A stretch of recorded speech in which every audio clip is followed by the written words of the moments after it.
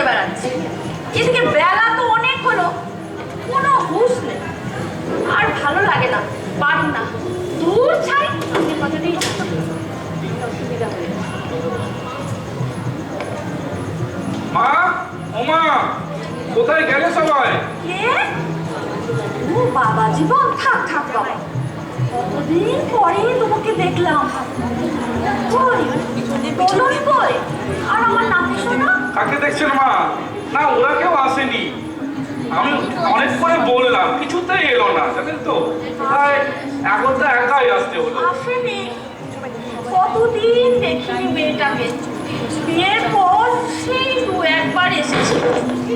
বাবার ওপর খুব অভিমান কিনা, কম কষ্ট তো পাইনি মেয়েটা। চিন্তা করবেন না মা, আপনার মেয়ে সুখেই আছে। দোলনের খুব ভাগ্য ভালো, তোমার মতো স্বামী পেয়েছে। ও মা, দাঁড়িয়ে আছো কেন বাবা? বসো বসো।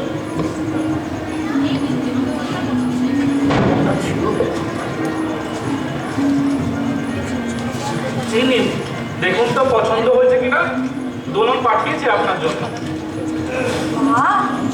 খুব পছন্দ হয়েছে, খুব সুন্দর হয়েছে। কিন্তু বাবা, আমার এমন কপাল, নাতিটার জন্য আমি কিচ্ছু করতে পারি না। আরে শিবানী, দেখো দেখো, জামাই তোমার জন্য কি উপহার এনেছে। সে কি, আমি তো ওই শাড়িখানা। বৌদি ভর্তিখানা ভালোই বের করেছে, কিন্তু ধোপে টিকল না। শাড়িটার রং দেখে বেশ ভালো বোঝা যাচ্ছে শাড়িটা আমার জন্য আলাদা। ভালো আছেন পিসিমা? তা আপনি ঠিকই ধরেছেন, শাড়িটা আসলে আমি মায়ের জন্য এনেছিলাম। তা আপনি এটা কি করে ভাবলেন যে আমি আপনার জন্য কিছু আনিনি? সে আমি খুব জানি নন্দ, এসে আমি তো মজা করছি। তা তোমার সবাই ভালো আছে? হ্যাঁ। তবে বাবু, তোমার একটা কথায় আমার খুব আপত্তি আছে। কি কথা? তুমি আমায় এই পিসিমা বলে ডাকো। পিসিমার রাস্তা শুনলে আমার বুকটার মধ্যে ধরাস করে। আমি হলাম তোমার শ্বশুরের আইগুলো ছোট। তা তুমি বলো, আমি কি খুব বুড়ো হয়ে গেছি? আরে বুড়ো হবেন কেন? তাহলে আজ থেকে আমি আপনাকে পিসিমণি বলেই ডাকবো। হ্যাঁ, আচ্ছা, এই নিন, দেখুন তো এই শাড়িখানা পছন্দ হয় কিনা। বাহ, এটা খুব সুন্দর রং, আমার খুব পছন্দ হয়েছে। দেখো আমার জন্য কি সুন্দর সাজিয়ে এনেছে। খুব সুন্দর হয়েছে, খুব ভালো হয়েছে। রংটা হয়েছে। মচ্ছাও শুরু হয়ে গেছে। ব্যাপার যাওয়া যাবো হঠাৎ কি মনে করে? এই ইচ্ছে করে এলো। ও ইচ্ছেও না চলে এলো। বাহ, তা আমিও তো আপনার সারা হয় নাকি? ওই একটা স্যান্ডো গিয়েও তো হাতে করে আপনার আমার জন্য একই রে রকম, এটি আমার কি ধরনের কথা? যা এখান থেকে। কেন, আমি কিছু আবদার করতে পারি না? আবদার করে কি ছিরি?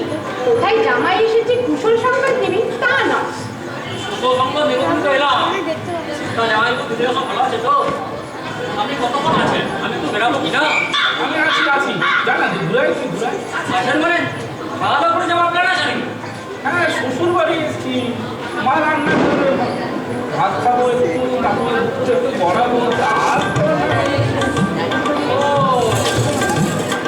কি হচ্ছে না, বাবা না এলে রান্নাই হবে না। বাবা আসবে, সিন্ধুক থেকে চাল থেকে বার করে দেবে, তবেই তো ভাত বসবে। আমরা অনেক দেরি হয়ে যাবে জামাই। রতন, হচ্ছেটা কি? তুই এইভাবে নন্দের সঙ্গে কথা বলছিস কেন? আসলে কি জানেন জামাইবু, আপনি আসবেন জানলে তো আপনার জন্য ভালো মন্দ আয়োজন করা যেত, কিন্তু আপনি তো সেই সুযোগই দিলেন না। হঠাৎ ওয়ানে ঘুম করে চলে এলেন। আপনাকে দেখলে বাবা চোখে যাবে।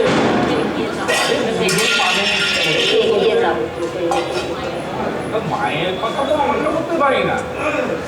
আকাশে মেঘ করেছে দেখছি, বৃষ্টি নামলো হবে। চলুন আমাকে এদিকে কোথায়? ছিটে ফোটা নেই। আরে বৃষ্টি আসছে কতক্ষণ, তাছাড়া দিদিরা রান্না বান্না করে আপনার জন্য অপেক্ষা করবে, তাই না? চিন্তা করিস না, আসার আগে তো দিদিকে বলে এসছি শ্বশুর বাড়ি এসছি, রাস্তায় তো পড়ে নেই। ও বন্ধুবান্ধব পুরো পাকা করে এসছেন দেখছি। রতন, বন্ধটা তুই সবসময় চলে যেতে বলছিস কেন? বেরিয়ে যা এখান থেকে। হ্যাঁ আমি তো বেরিয়ে যাবো, আমি কিছু বুঝি না তাই না? ওই দিদি আরে জামাই ও তোমাদের শাড়িতে বস করেছে, তাই তোমরা কিছু বুঝতে পারছো না। এসব আমার বাবার সম্পত্তি গ্রাস করা সরে যেত। এই মা, রতন, তুই কি কথা বলছিস? তোর কি মাথা ব্যথা খারাপ হয়ে গেল? যা নয় তাই বলে যাচ্ছিস তখন থেকে। বেরিয়ে যা। আমারও সহ্য সীমা হারিয়ে যাচ্ছে মা। আমি দেখছি আমার বাবার কথা একদমই ভাবেন না। রতন তাড়াতাড়ি যান, তো পাগল হয়ে গেছে। পাগল হয়ে গেছে মানে নিশ্চয় চলে পিছনে। আমার তো খেয়ে দিয়ে কাজ নেই যে তোর বাবার পিছনে লাগতে যাবো। মাঠের মাঝখানে বসে চুল ছিঁড়ছি। যা যা দেখতে যা। আরে জামাইবাবু যে কখন এলেন? কেমন আছেন এখন?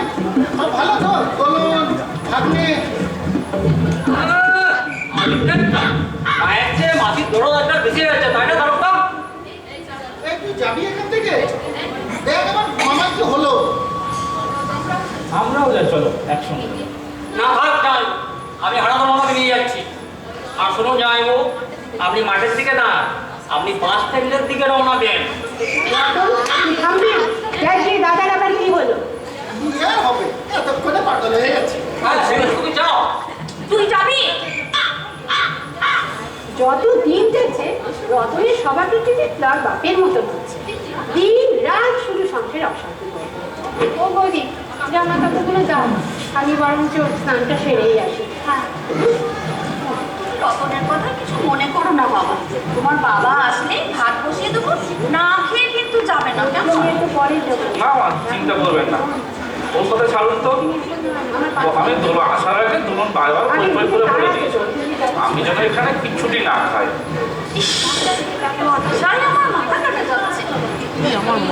কিন্তু কি ব্যাপার মা, বাবা এমনি রোজ রোজ সিন্ধুক থেকে চাল মেপে মেপে দেন, একদিন মাপলেই তো বোঝা যায় রোজ কত চাল লাগবে। কত রঙ্গ দেখবেন জামাইবাবু, দেখে যাও। দুঃখের কথা আর কি বলি বাবা, তোমার বাবা রোজ রোজ নতুন নতুন বিধান দেন কিনা, আজ এর ভাত বন্ধ তো কালো।